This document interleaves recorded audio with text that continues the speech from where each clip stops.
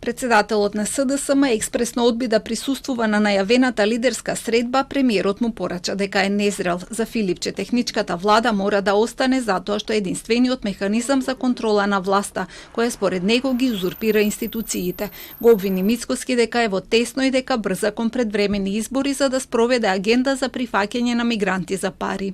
Мицкоски и тендер коалицијата ВМРО знам, нека си ги распишат изборите сами.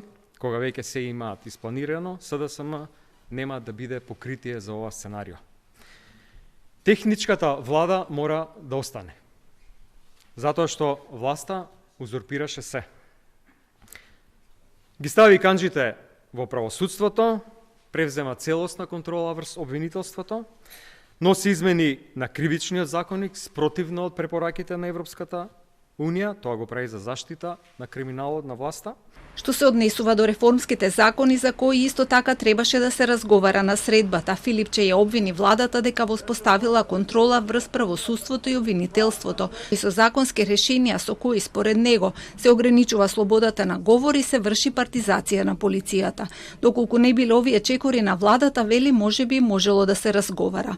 За Мицкоски ова е збунувачки и несериозен потек, со оглед на тоа што до неодамна Филипче и самиот бараше лидерска средба.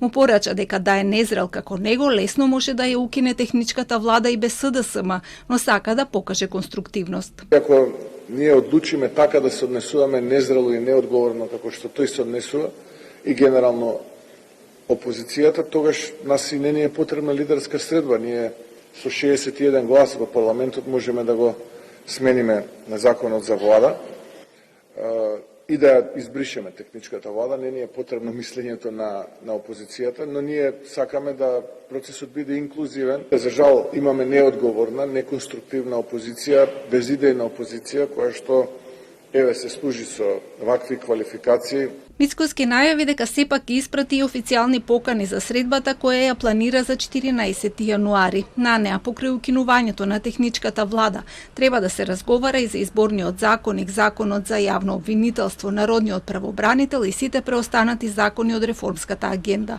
Што се однесува да изборите, понатаму тврди дека тие не му се приоритет, туку реформите.